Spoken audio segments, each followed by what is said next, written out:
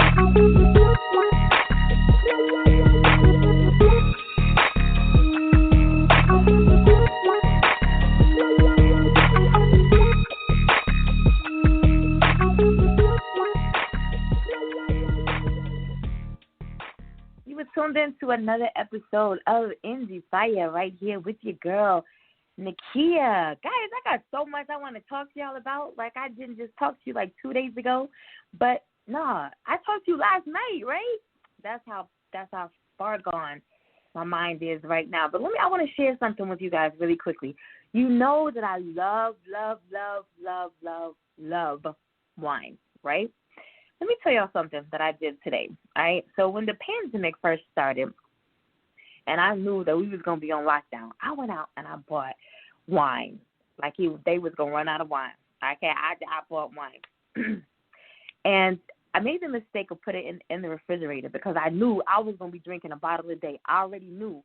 You know, my daughter was going to be home. We were having to move her back from college. My son was going to be home, you know, doing homeschooling, and I just knew I was going to be going through a bottle of tea. I knew that. I knew off top. I bought, like, wine, and I put it in the refrigerator. It was going to be ready for me, right? This was, like, March the 15th. Today is June the 2nd. I'm so proud of myself. When I tell you I did not touch any of that wine, none of it. None of it. For real. I know some of you probably like, you swallowed your tongue. I know I didn't touch any of it. And my daughter, like, they went grocery shopping today, and they had to clean the refrigerator out because my wine was just sitting in there. And I felt really bad. Like, I started to make a post about it, like, guys, look at this. I'm actually pouring out wine.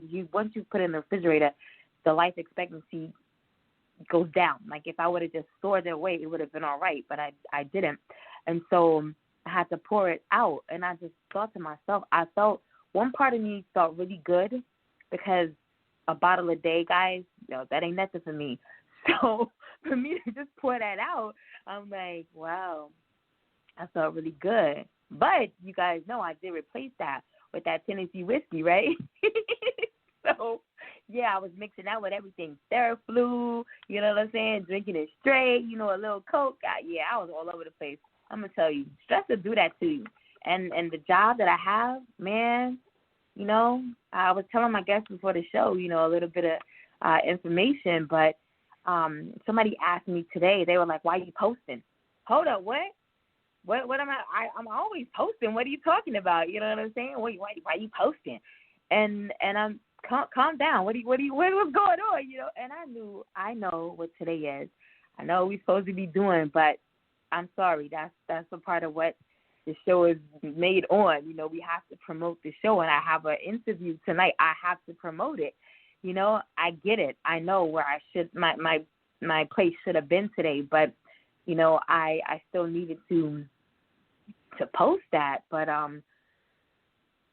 there's some things that I have to continue on, like I said, and as I was explaining to my guests prior to the show, I said my job is just has me in this state right now that I don't really know whether I'm coming or going. In all honesty, I really don't. I haven't had the time to even dwell on what's going on in the world. I work with, because, guys, the pandemic is still going on, and I work with the New York State Department of Labor trying to get people their unemployment, and their pandemic unemployment assistance. And that right there is a pandemic in itself, all right? And prior to that, I was working with the New York State Department of Health trying to get people tested for COVID. And again, that was in itself. And so I haven't had time to just stop and I know I'm aware of everything that is going on.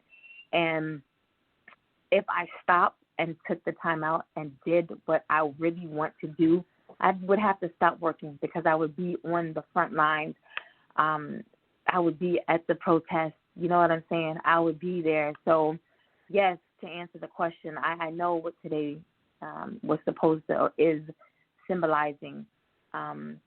But, I need to move in a different direction, all right? No disrespect to what we are trying to accomplish on today, but I need to move in a different direction. And I know that the people that support the show, you do respect our decision, all right? And if you don't, well, you will tomorrow, all right?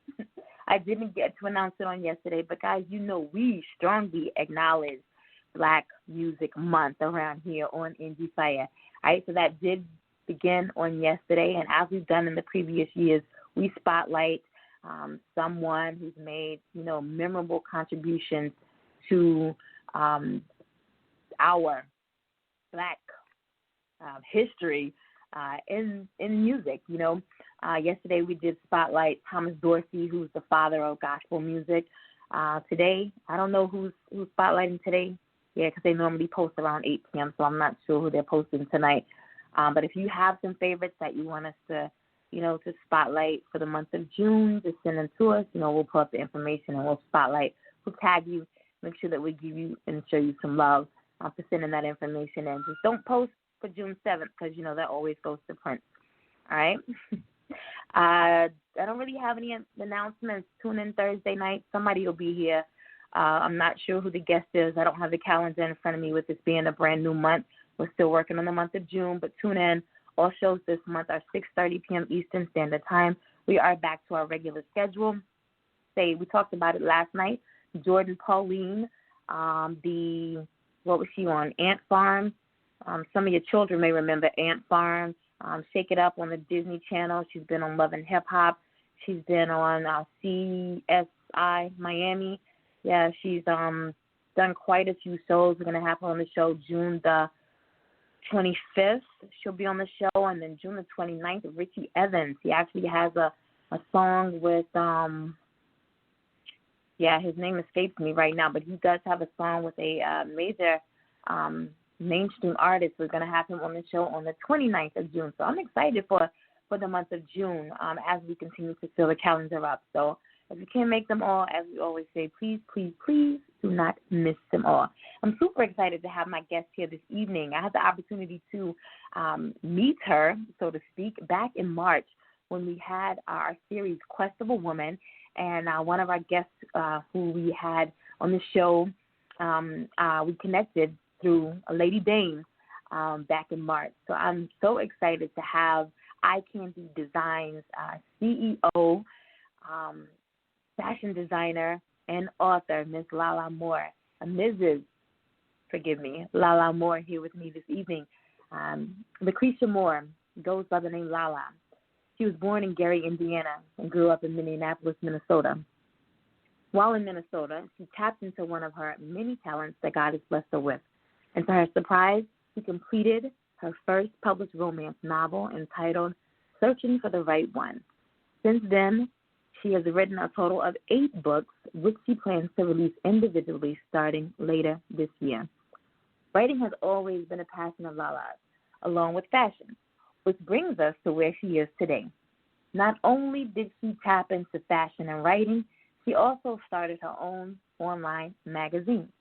It is sold bi-monthly, with the first issue released January 1st and the second issue that released March the 1st. All right, so that's January, March. So we should have another issue coming up soon, right? We're going to talk about it. LaLa loves to design clothes and decided to step out on faith. She always wanted to take sewing classes to help progress her talent, but fear constantly stood in her way, and she put it on the back burner. However, this past December 2019, she had her very first fashion show to introduce Eye Candy Designs. I designed, made, altered, sewed, and hand-stitched 24 very complicated dresses in 12 days, all the way up to her show. No, she didn't have supporters at all, she says. She had a beautiful singer who heard about her show all the way in Detroit, Michigan, and her label, CC Health and Royal Court, emailed her and asked if she needed a singer at her show, and that this singer wanted to do it for free because she felt something about her. This singer is now one of her 2 mentors, and she goes by the name Lady Dane, a.k.a. Cassandra Dane. LaLa says she did 24 dresses, never went to a seamstress class, a school, or training. She says that her hands were anointed and that God never says that she is blessed and she has purpose and will. And she never doubts the power of God and what she can do, and she'll never doubt again. Endie Fiya listening audience, I present, isn't that a testimony right there? Endie Fiya listening audience, I present to you this evening my very, very special guest, Eye Candy Design CEO, fashion designer, and author, Mrs. LaLa Moore. I'm excited to be here. Hey, how are you? I am great. How you doing? I am well. I am so happy to have you here.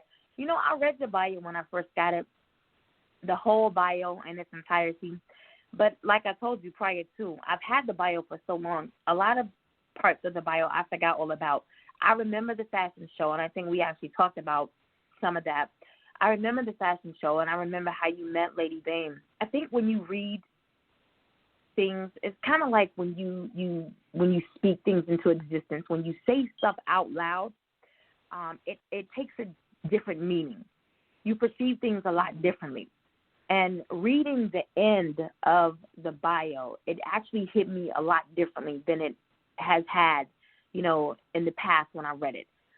Before, I thought, whoa, you know, I got superwoman strength out of you when I read it in the past. And just reading it now, I don't know, I felt something really different. Like I perceived you in a different light right now, just from reading the bio this time. I don't think I could have done that, especially with no classes, no proper training.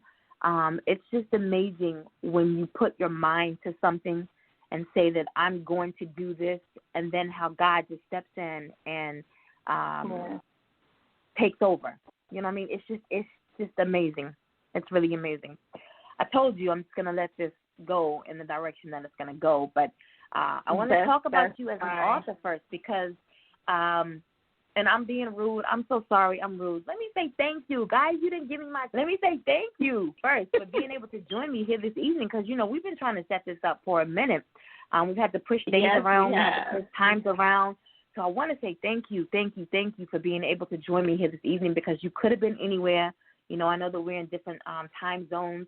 You could have been anywhere, but you're here giving so freely of yourself, you know, of your time, here with me, myself, my listening audience, to share all about you and why it is that you do what you do and why you're so passionate about the things that you do. So thank you for being able to join me here this evening. Thank you for having me. You're so very welcome.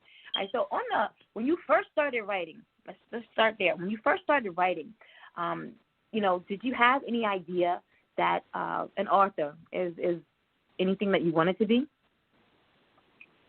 I didn't, but it didn't surprise me because my grandmother used to write poems and just writing, not anything that got published or anything, but writing was like in some of the women in our family. My mom likes to write. Again, she took after her mom, which is like poems or scriptures or, you know, something like that. But my writing kind of went to a different level. Mine was more of, you know, story. My thought process when I started writing, I didn't think it was going to be a novel. I was just writing because sometimes as I was, you know, growing up, I like to take myself out of the craziness that's going on in the world. And writing is kind of like my safe place.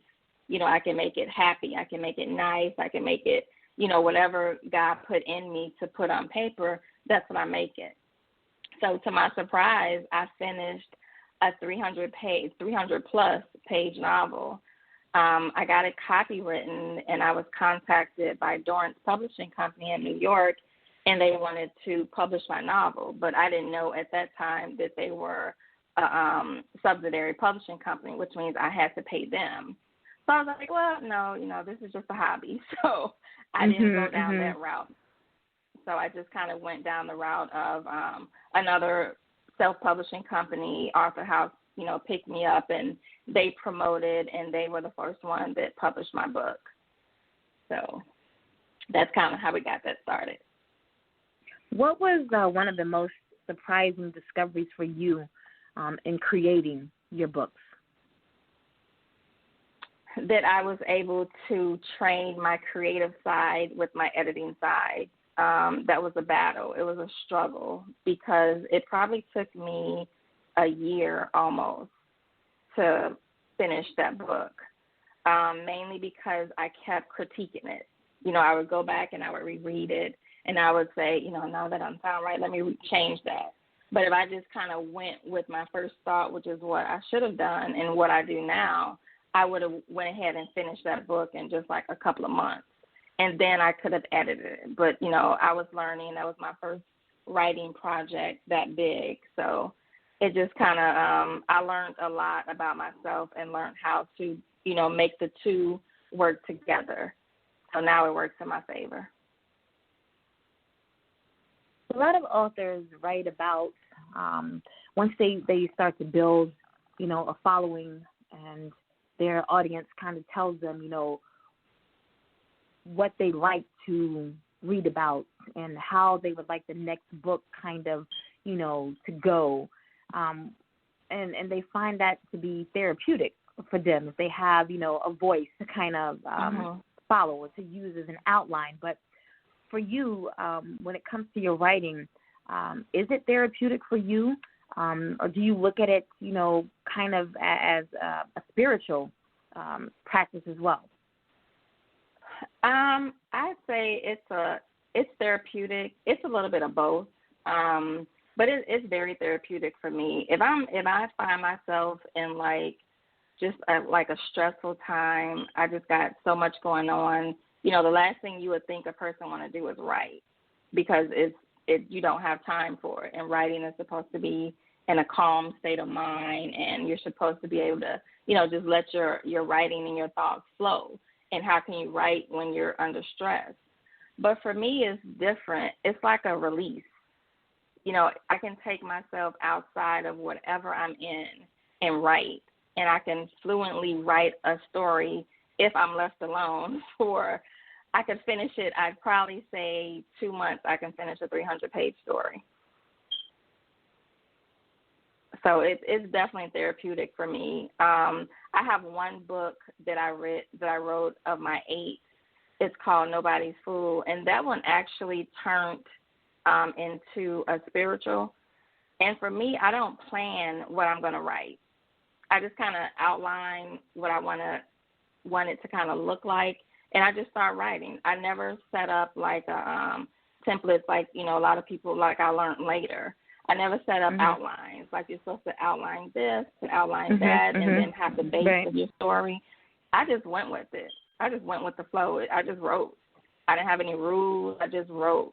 I wasn't writing for anyone, so it was something that I loved doing. I don't know how I would feel if someone says, oh, you have to have this type of book done in this time frame and so forth. I think it'll take my passion of writing away,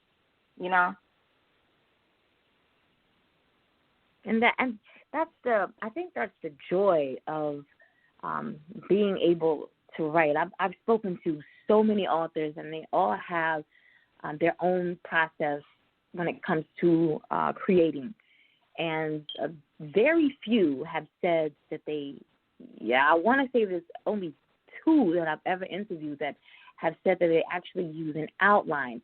They research, they use notes.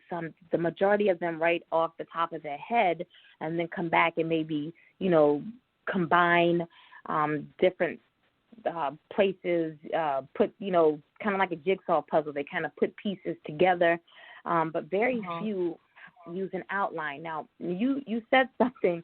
I wish the author that I had on the show last week were listening. You said that a lot of people, when you're stressed,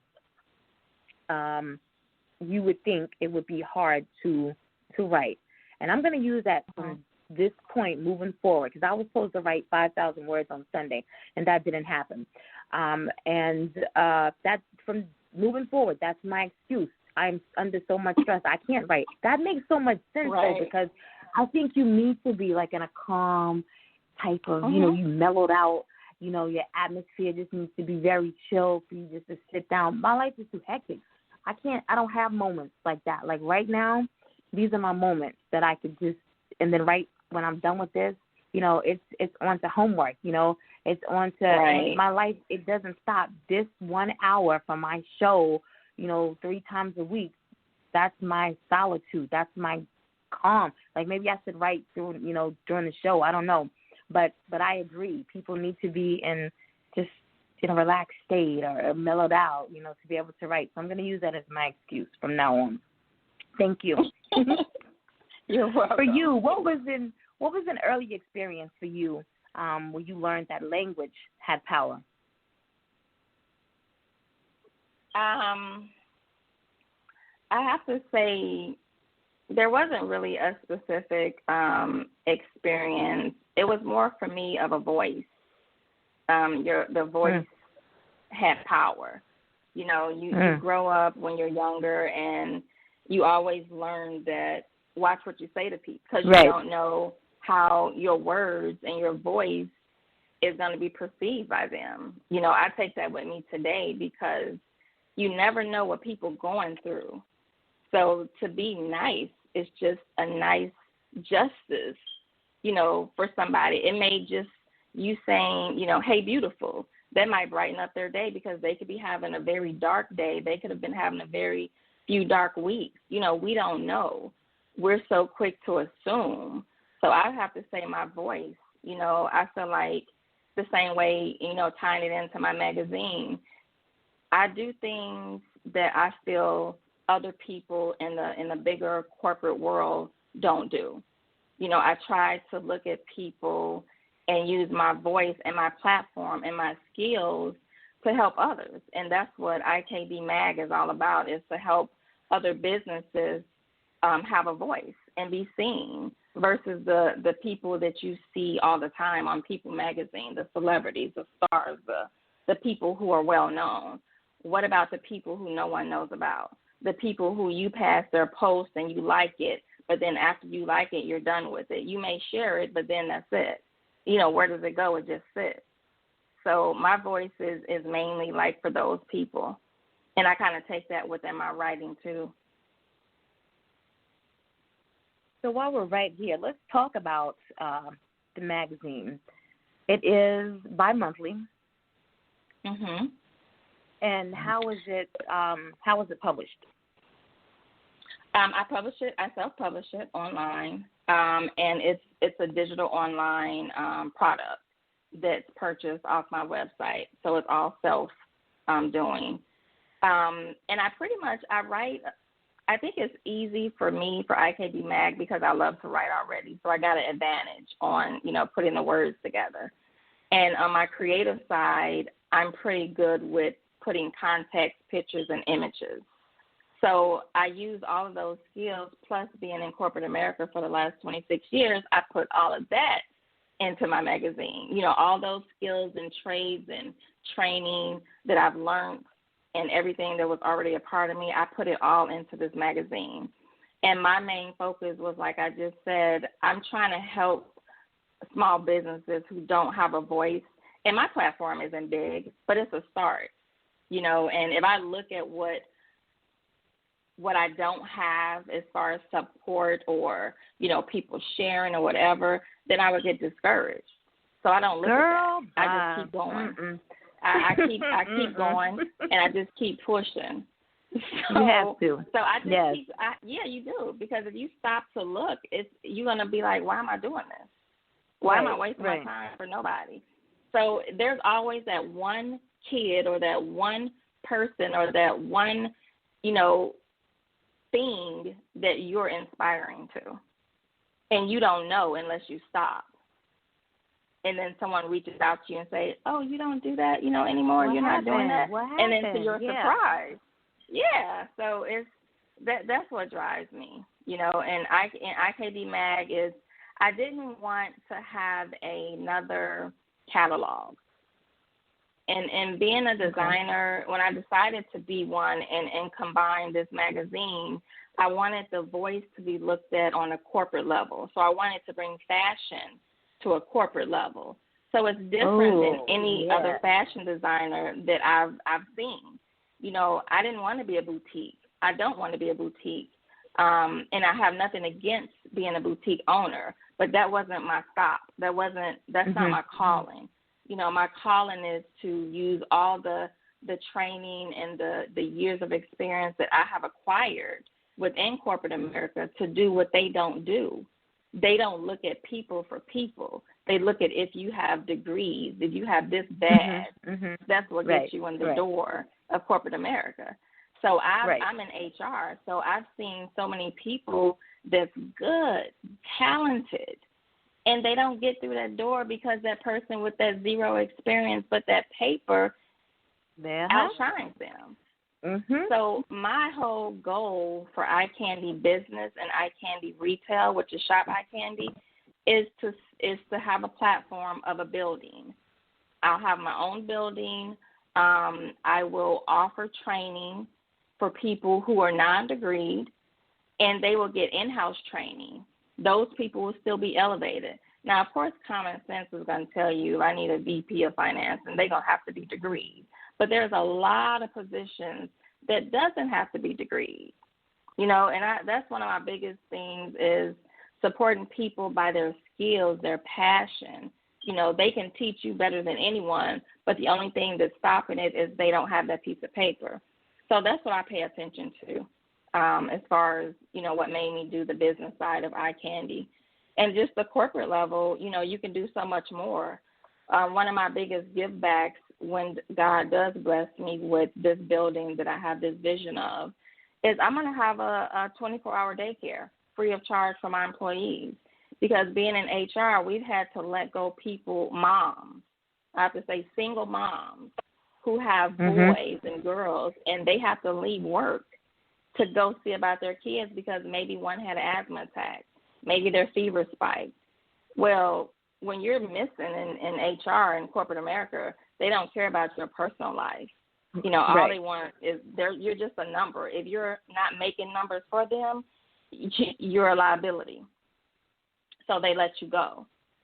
So with eye candy, I wanted to put back the things that corporate America was taking away from people. And that was one of the things was to give free daycare.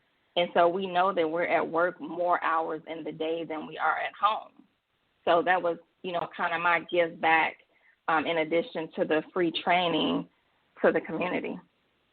So that's how I know I'm not worried about, eye candy getting off the ground or, me hurrying up getting this building. Because when God say this is going to get off the shelf, it's going to get off the shelf. I'm not going to need to, get asked this person and that person. And it's going to get off the shelf because it's a blessing to other people. Right. It's giving back to other people. It's not just me. So it's a way bigger picture than just designing. And if you'll provide the website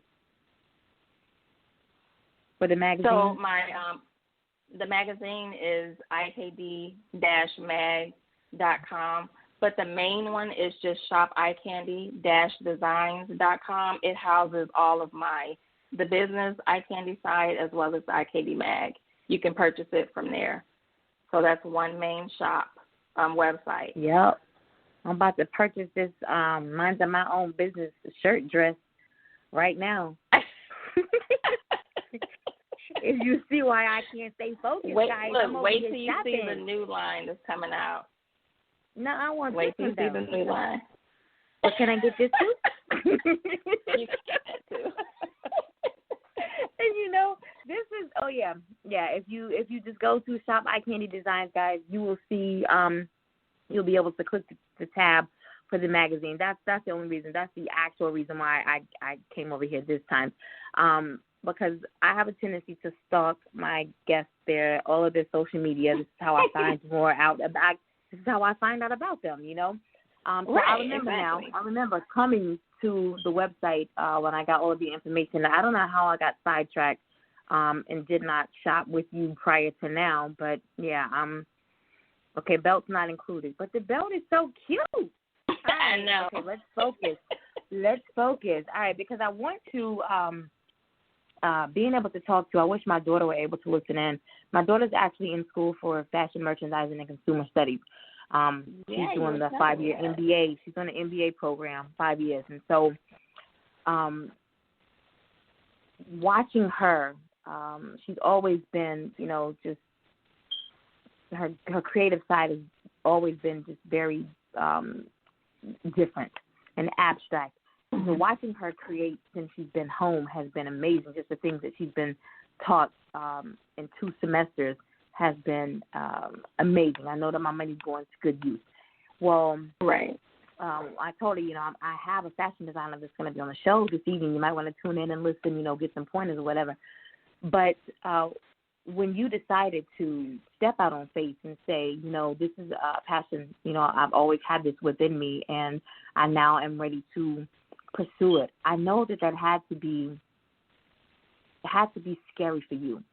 So talk to an aspiring fashion designer right now and let them know what it was like when you decided to step out on faith and say, hey, this is what I want to do, and this is where I feel like I need to be, and what happened after you made that decision? I would say it's definitely scary because it's like you're stepping out into the unknown. You don't know. People can tell you, they can give you their advice and their experience, but it's nothing until you've actually done it yourself. But the biggest thing that I would tell people is never doubt yourself. You'd be surprised what you have in you that's not, uncovered until you need to use it. You know how the old saying is, use it or lose it. If you don't use all the skills within you, you'll never know what you're capable of doing, which is where my whole testimony that you were talking about earlier came in. As a fashion designer, that was my biggest fear because I always said that I just wanted to design. I started with these books from Hobby Lobby, the fashion sketchbooks. So I sketched, and then I was like, I can't draw bodies. I just draw the head and the leg, and, I don't do bodies. So I got smart, and I said, let me get some Corcus templates so I can stop focus on trying to make a body. So I did that, and then I started drawing and putting more emphasis on the design where you're spending more time. That's where your creativeness comes from. So I spent more time on that. So years after years, I'm still in my book, still writing, still going to my regular job, not ready to take my designs off the shelf. And then finally, I got to not having a hand sketch anymore, and I did digital. So, wow, I love computers, so that just took me 10 notches up, right? So now I can be faster because my mind was running so fast that it wasn't keeping up with me trying to sketch. I would get frustrated. But then now that we have the digital, I design all the time just, on the computer and with my pencil, my Apple Pencil. I would just write and sketch and do all of that. So it was easy. So then I can sit there and send it to someone. But let me tell you one thing. I had nothing. I had nothing but a company name. And I hired this person in Jersey. Her name is Monica Mason, for another project. And the manager and her just kind of didn't, they clashed. So a couple of years later, I reached back out to her, and I was like, hey, what are you doing? And I'm like you have to, when you talk to people, sometimes you get that click, that chemistry, that's a good vibe that you're picking up from that person. So I picked up a good vibe from her. So when I tell you that when God takes this company off the shelf for me full blast, I will bring her because she put so much into me, no money, pro bono. She helped me research and find who would be my competitors. How do I get this started? She got me my first interview with Macy's head buyer in New York. I wasn't ready, but that wasn't the point. The point was she got me in there. You know, she believed in me. She took the time. And when I spoke to the lady at Macy's, the head buyer, she told me, you have a good eye. She said, I love your vision. I see where you're going. And instead of telling me that, you know, you're not ready, you're nowhere near ready for the big dollars, you're nowhere near ready, go back and do what you need to do and come back to me in like 5-10 years. She gave me pointers. She told me what I needed to do, and to the next time we have our meetings, it would be, she would need to have physical clothes, because that's what I lacked. For years, I lacked the physical clothes. So fast forward to last year of my fashion show, you know, I went through so many people trying to find a seamstress. Because I'm like, again, I'm the designer, right? I sketch, I design, I create. I did it at that time. So I went to so many people and it failed. It kept failing. They either didn't show or they didn't call me back or whatever the case was. And then one lady finally did, and she was in Alabama. And she said, I'll help you. You know, she talked about God, so, you know, I believed in her and all of that. So she helped me with 2 dresses, and then she no-showed 12 days before my show. When I tell you I cried, because it was me with the hands. You know, my husband, my kids, my mom, my family supported me, but you know, that was really all that they could do. They weren't the hands, they weren't the behind the design. You know, so you can't, a person can only support you and help you for, you know, from a certain point. So, I mean, I just went into my war room and I cried all Saturday because she was supposed to be here Thursday. She told me she wasn't coming Friday. And Sunday I got up and I said, okay. I went back in my war room and I said, what am I going to do? Because I know you're not going to leave me right now. I put so much into this. You know, I didn't have investors. You know, I put so much into this. My family, immediate family, put so much into my dream. And to let it fail, I can't see God leaving me like that. So I just came back in my war room Sunday and my husband was like, babe, you know, you got it. You can do it. I didn't believe in myself. I did not believe that I could sew. So I went and took my sewing machine because I already had the equipment. I just didn't use it. So I laid out my pattern and I went to it. I just started creating a vision of how I wanted a dress to look. I drew it. I cut it. It was my pattern. I went on from that day. I think the first day, Sunday night or Monday morning, I finished 6 dresses. I tell you, I cried. I'm trying to cry now, but I cried. I cried because God I always wouldn't believe has it. a way of pulling. He does. What? But God got jokes. God got jokes. But it was scary, you know. So, you know, that advice goes back to your question. You have to, you gotta hold God's hand. He's not gonna let you go. It's gonna be scary, but anything worth having is scary. So if it wasn't, we'd all be doing something different. So I finished 24 dresses, and I'm still designing.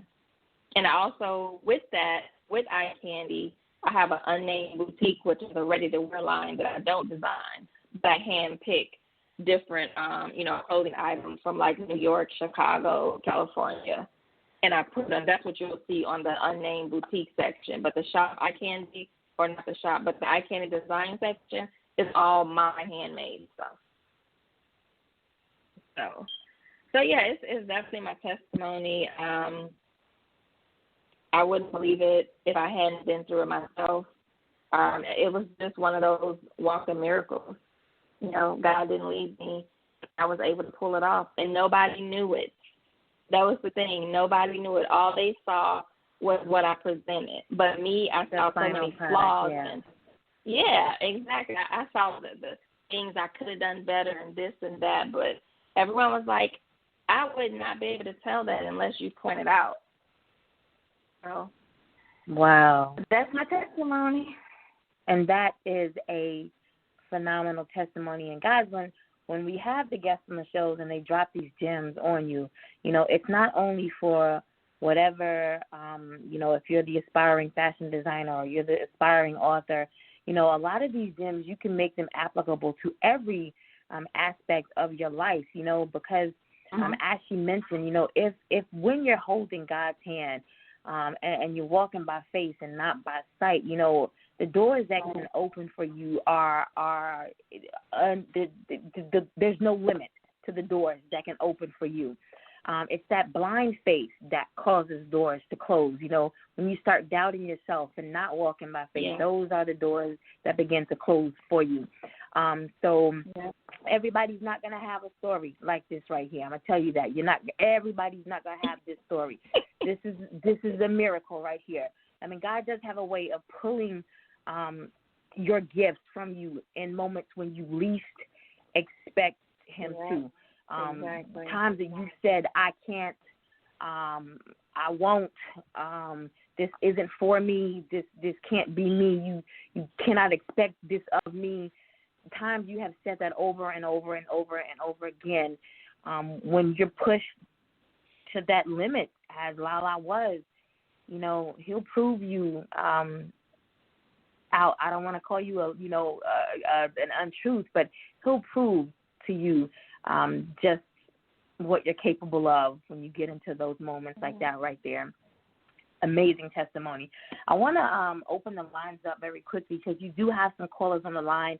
One who has faithfully been on the line from the beginning of the interview, and I wanted to, you said this many times, so I know that you have the support of, you mentioned your mother, your immediate family, your children, but I'm sure that, you know, your spouse is there with you. Dan, talk about him just a little bit. My husband is definitely my number one fan. As I was doing my fashion show, after the show, everyone was like, especially like specifically Lady Bain and Cece, they both came to me and was like, oh, he got your back like all the way. Like you should have saw him running the show. Because again, I told you I didn't have anybody in those positions. Like we single-handedly ran a show with no team. So he did everything on the outside that you would hire vendors for and security for. He was security, okay? Wow. It was amazing. And for them to come back and tell me that, I mean, I knew it already, but to hear somebody else see it and tell me that, it just was a blessing. It was just confirmation. You know, that's my best friend. And this is our first 5 year of marriage, and, you know, every marriage has their, like, crazy times, and we just crazy together. But he is definitely a chef. He cooks, and he gets me fat. But he cooked my whole birthday celebration. I don't know if you saw that on my social media, but he is a phenomenal cook. And he always asks me, you know, how did this taste? How did that taste? I'm like, man, your stuff tastes like restaurant. Like, it's on restaurant level. So, you know, people say, you guys, I mean, you got the whole company. He does the food. You do the clothes. Y'all like a one-stop shop. You know, when we get this building, when we get this building and we put that restaurant at the top, it's just going to be nowhere but to go up from there. Like, I can't give all our little tips and plans, but it's definitely going to be something to see. So he is definitely a good chef.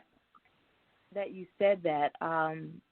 My daughter's vision for her startup company, she says, she actually wants a cafe on the bottom level with like a thrift type store on the top level. Okay, see, mine is opposite. She wants to, because we do a lot in the homeless community. And so she Mm-hmm. wants to be able to, that for her startup store, she wants to be able to cater to the homeless community with this thrift store. Oh, okay. So That's nice. I want to be able to do everything I can to help her accomplish that goal right there. But getting back to your husband, I read something earlier today. Like kind of, I'm going to paraphrase it because I don't really remember how it went. But with everything that's going on in the world right now, you know, in a marriage, the husband leads and the wife is, you know, behind. And with everything going on right now, you know, this was a black man who was speaking, and he was saying, you know, black women, we don't want you behind us right now in this fight. We want you.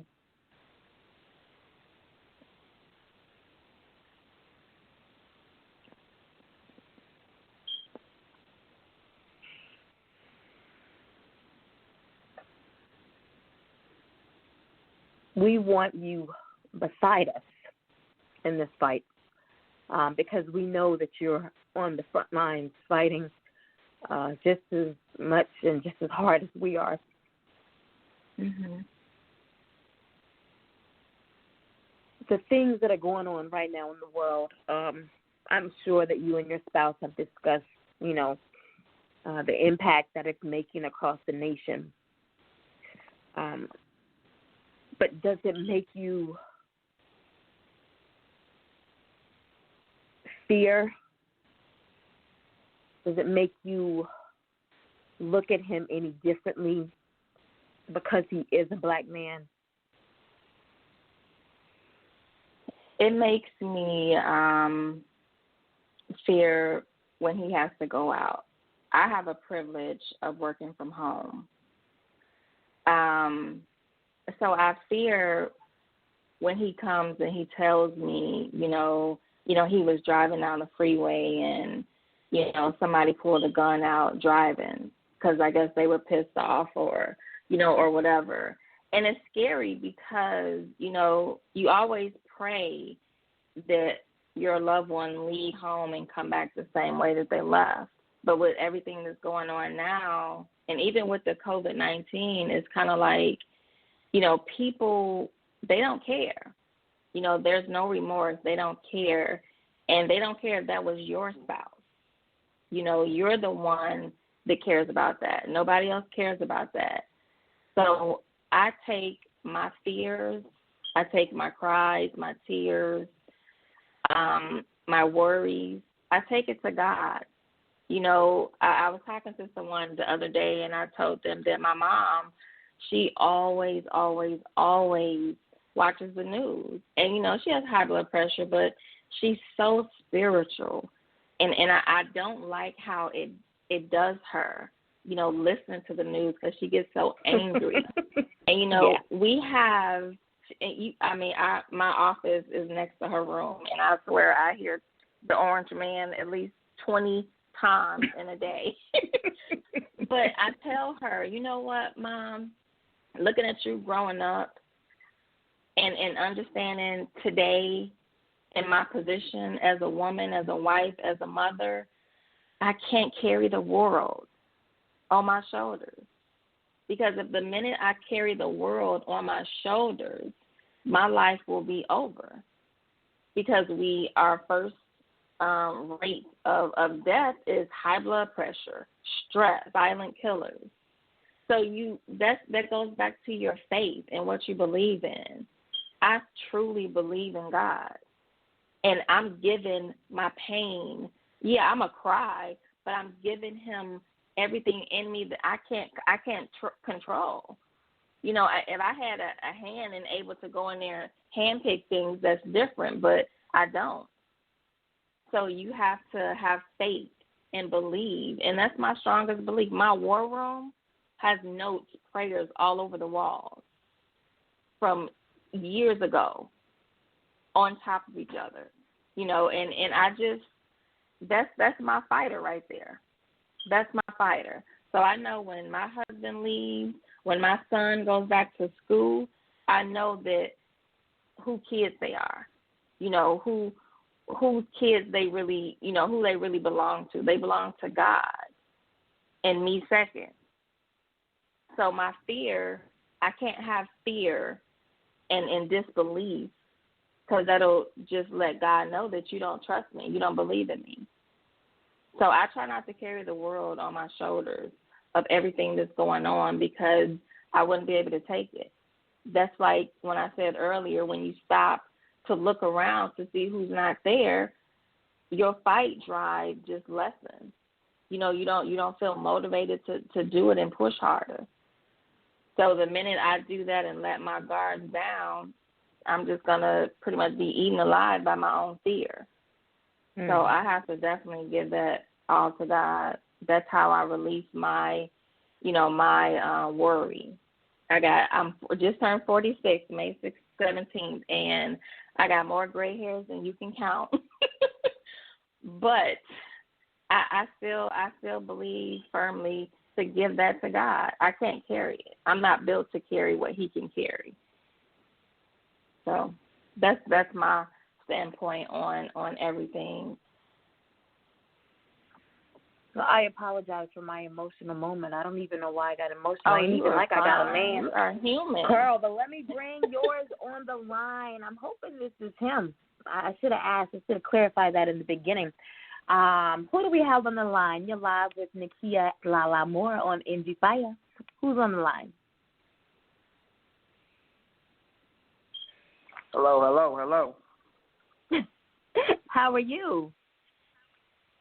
I'm good. How y'all doing? Well, I'm well. I believe LaLa is well as well. Who do we have on the line with us? I am well. That is my husband. Ooh, y'all giggly? Ooh, goodness. Hey, husband, how are you? I'm good. Just back there chilling, She's doing her thing. She's a phenomenal woman since that's on the phone. Her vision is solid, and just the way that she put that fashion show together, I mean, it was beautiful, I just went in there and just told her, like, hey, you got this, Put them hands to work. Go ahead and YouTube some stuff, Same thing I do when I'm in a rut. I watch YouTube and get it done. There you go. So, I'm proud of her. Thank Proud of you. everything she do and everything she accomplished. We make a great team together. It's like That's she what do I all like the to corporate hear, stuff, and she do all the corporate stuff, and I do all the stuff on the streets and be frontline. Okay. And bring it back home and let her close the deal out. That's what I like to hear. If y'all need I some love plates, black love. Holler at me. What you got? What you got? Anything. I said, if you need something done, just holler at me. Yeah, he the chef. Yes, he the chef. Oh yeah. Y'all can go follow on my Instagram, LaLa Feel More. You see all my food up on there. I do everything. Yeah, it's beautiful though too. His creations are colorful. That's what makes it stand out from a lot of other places that I've been to, because he put color to it, and that color just attracts you. And then not just the color, it's the way that he does the presentation. So, I mean, it's just phenomenal. It's all self-taught. You have to see the picture. It's all self-taught. Really? That's another thing we got in common. Yeah. That's self-taught. Yeah. I'm an entrepreneur, so we going to get it done by all means. Believe that. Like they say, all money in, no money out. We're going to keep right. it pushing. Amen to that. Could believe that. I appreciate you calling in to support your wife. There's nothing like black love. I'm going to put you back in queue because she does have another caller on. I want to give them the opportunity to show some love as well. No doubt. You do your thing, baby. Love you. All right. Enjoy the rest of your evening.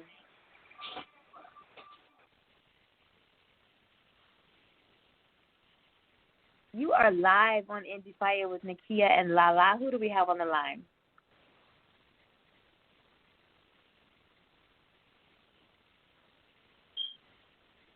Girl, they knew we was coming to get them. They hung up. they was like, no, I'm not. No, you're not about to put me on the spot. It's all good. It's okay. I should call you back and really put you on the spot, but it's all good. It is all good. I go, it's okay. I know I have somebody from Finland listening because she's pinging me on Facebook like, hey, I'm hearing this. It's all right. But I don't friend. know what her number is, but all the way from Finland. Oh, yeah. You know what? I think she has dropped off several times and called back. Our international numbers come up as like 2,000 numbers across the screen, and so she has So she did call in. Yeah, she would have been the only one. I'm sorry, but that was actually your area code that just. They got a little shy and didn't want to talk. It's all good, though. Oh, okay. It's all good. Okay. How would you measure success in your role? I feel like success is when you feel into me. So it's when you feel like you've achieved something that you set out. I don't look at success as money. I don't look at success as, what you drive and where you live at. Because you can have all of that and just still be unsuccessful, But success to me, it measures by that feeling in the inside. Like my fashion show.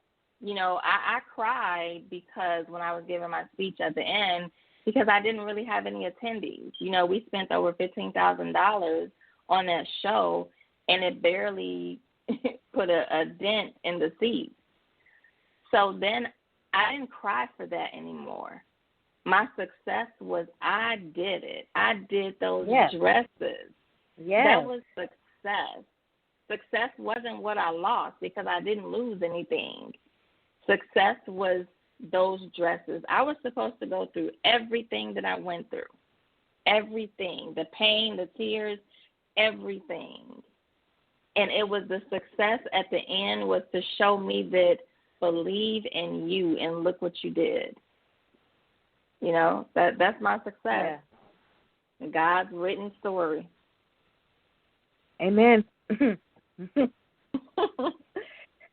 How do you feel that you are going to be able to foster stronger business consumer relationships for eye candy designs?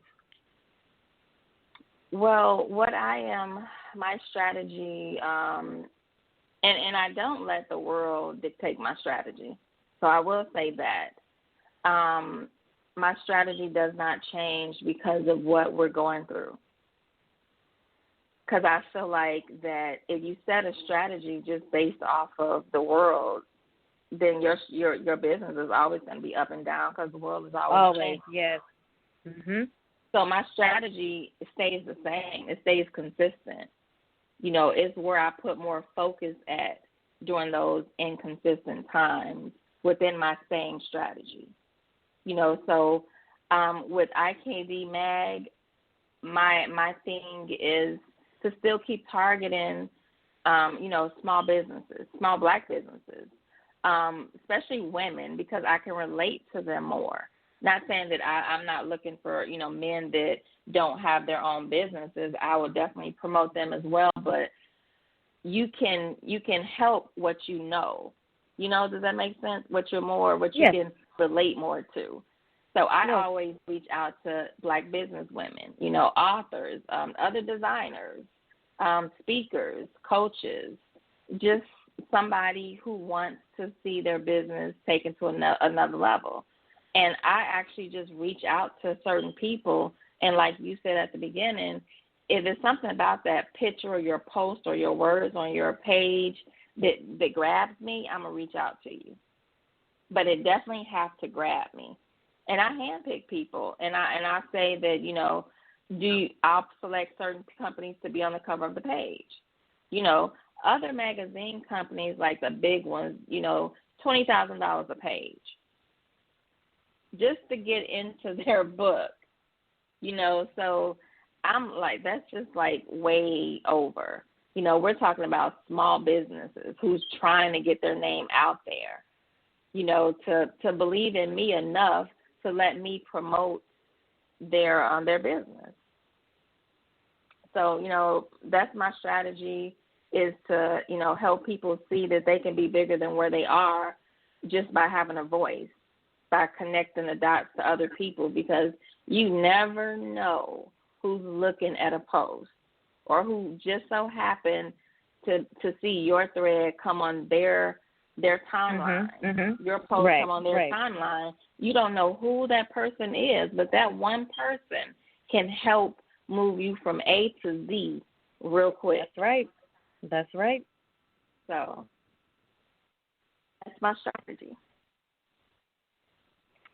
And moving forward, how do you feel that you are going to be able to make, I mean, you dropped some hints on things that you want to see happen within your businesses, things that you want to accomplish within the businesses, but how do you see yourself making the company better?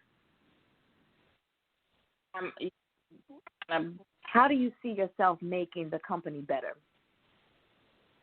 I feel like to make iCandy better is to build me a strong team, a small team. I think small is better, than large any day, because with small, you can all learn and agree within one another. But at the same time, you want to bring people, or I plan to bring people within the company that's, smarter than me. I don't need to be, I'm not intimidated by hiring somebody that's smarter than me.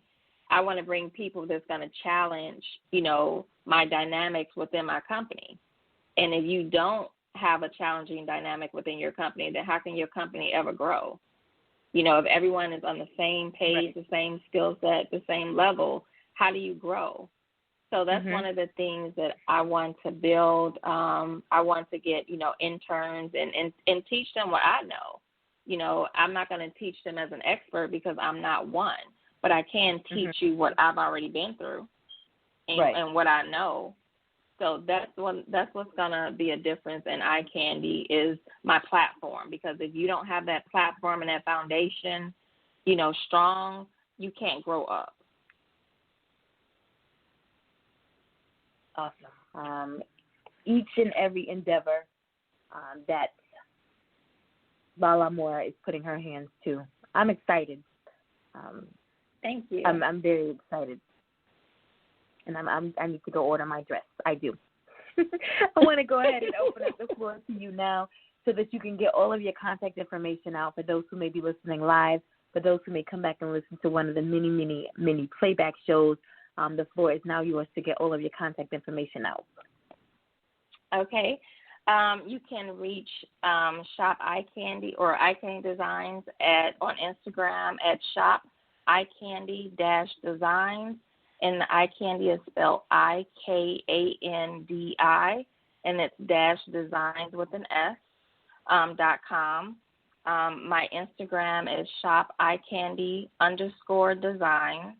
And my personal Instagram, which is also still business, is LaLa Moore _designer. So if you connect with me on either one of those, you'll see all my platforms of anything that I'm doing, whether it's designing or writing or whatever new project that I'm currently working on. It'll be on one of those pages. All right, and you heard her.